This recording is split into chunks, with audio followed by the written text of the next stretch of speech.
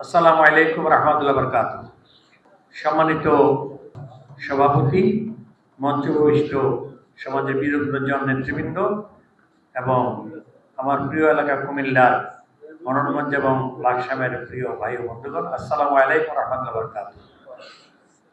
এখন অনেক ভাগ হয়েছে। আমরা বৃহত্তর কুমিল্লারই সন্তান, উত্তর দক্ষিণ এগুলি অনেক পরে হয়েছে। তো যাই হোক, সেই নারীর টানেই আজকে দাওয়াতে এসেছি।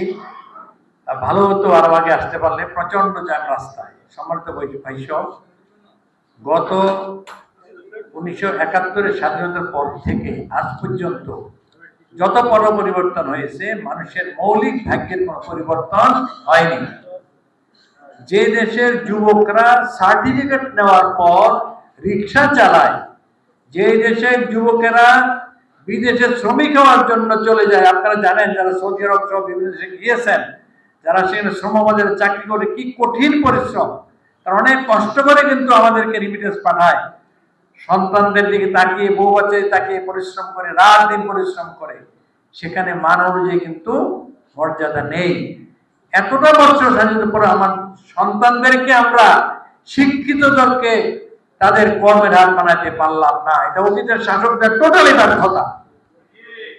আর চুরি চামারি এ সমস্ত বন্ধ হয়নি, বেড়েছে শতগুণে।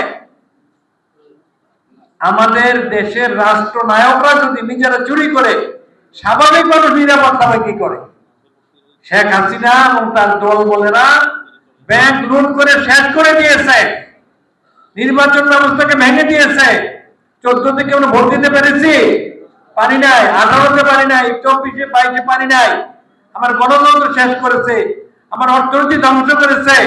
আমার দেশের বীর সন্তান সেনাবাহিনীকে, বিডিআরকে 57 জনকে হত্যা করতে পরিকল্পিতভাবে হেফাজত ইসলামের শাপলা চত্বরের মাহফিলে প্রোগ্রামে শত হাফেজকে হত্যা করেছে।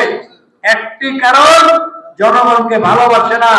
আখেরাতে জবাবদিহির কোনো অনুভূতি নেই, কোনো অনুভূতি নেই তাদের। এই জন্য তারা আজকে দেখেন, আজকে দুদকের রিপোর্টে কারা কারা আসামি হচ্ছে।